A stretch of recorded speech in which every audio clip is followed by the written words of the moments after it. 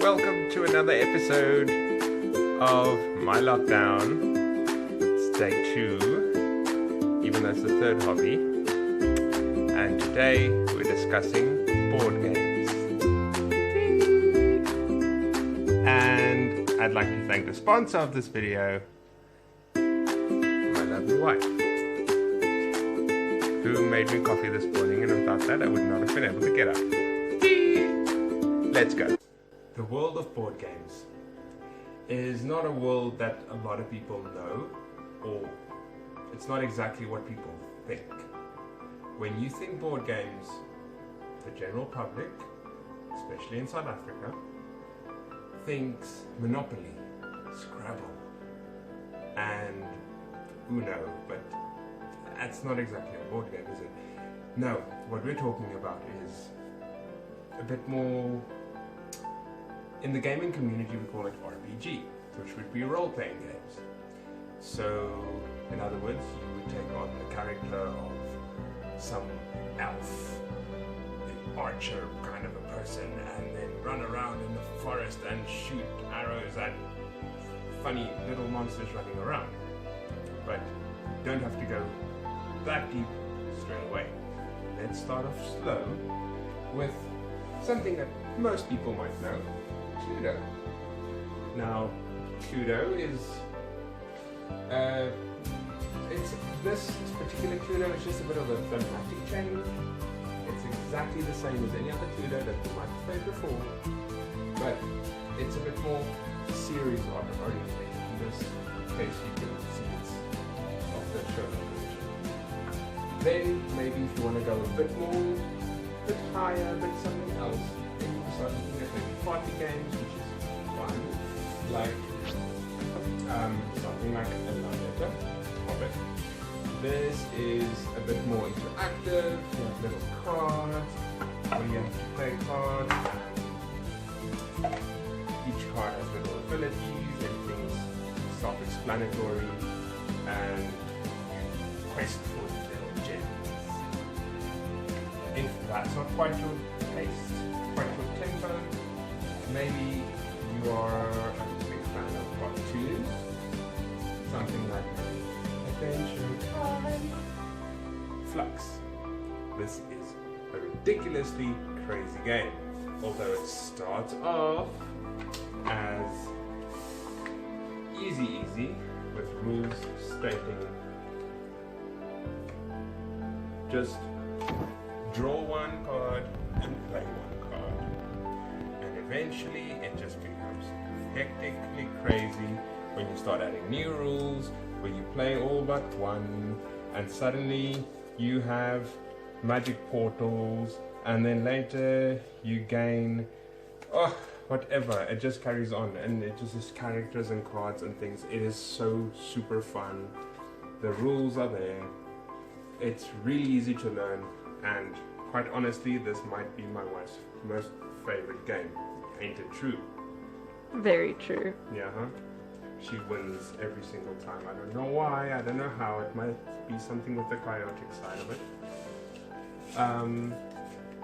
Next, if you want to go in a little bit, maybe if you think of chess, checkers, then Onitama might be your next option.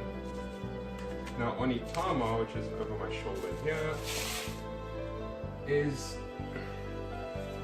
something that is it's just the next level from moving from checkers or chess to the new board gaming community, where you have a lovely little board, got these little minions, really great quality. They're all gonna stand around and quest around the board, the little senseis and stuff, and essentially my sensei has to capture your sensei.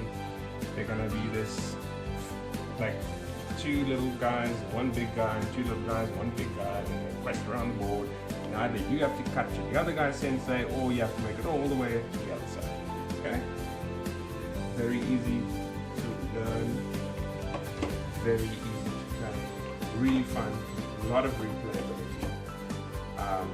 Very high replayability, very like it. But once you're done with all of these games, then you're thinking, okay, what's next?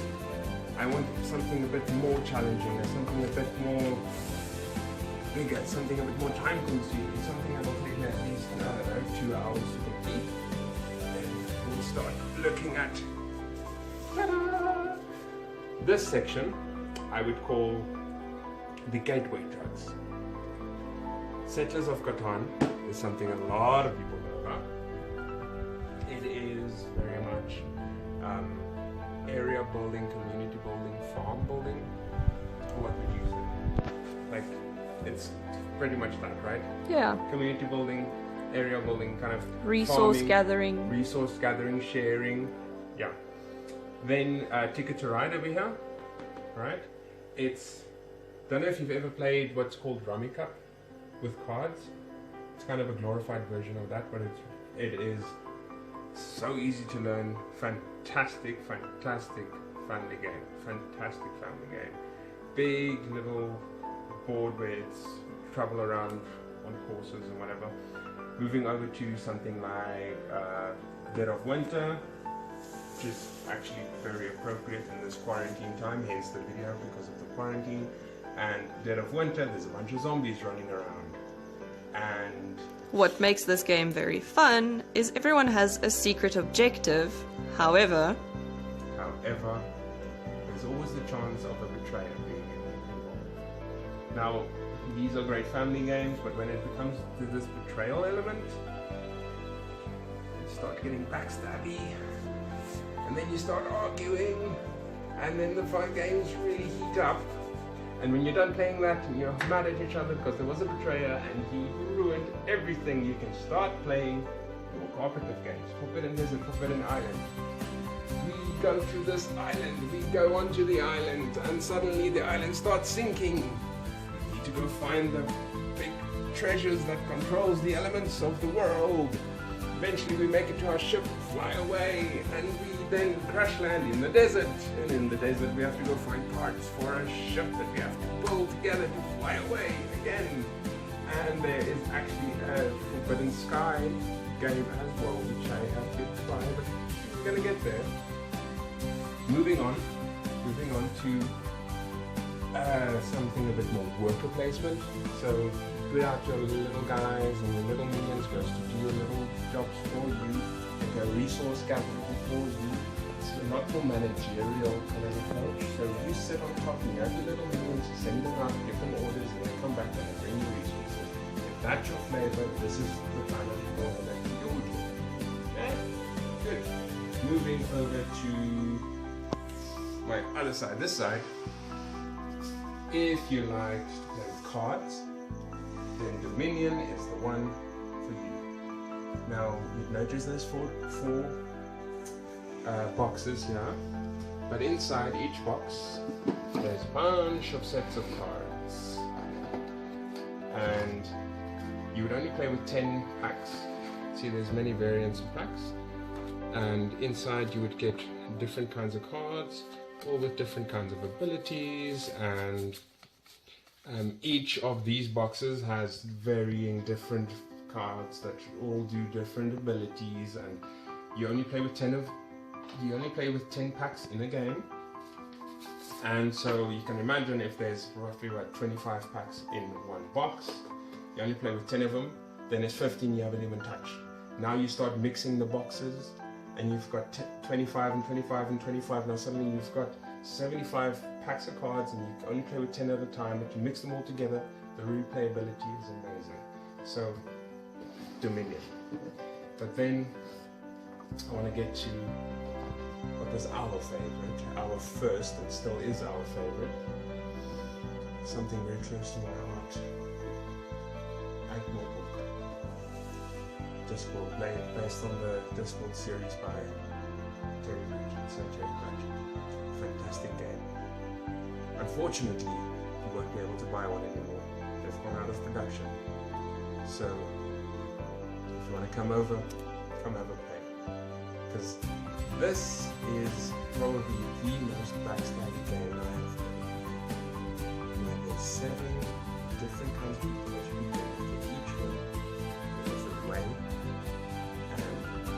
ever wanted to see someone who would be able to blatantly lie in your face whilst pretending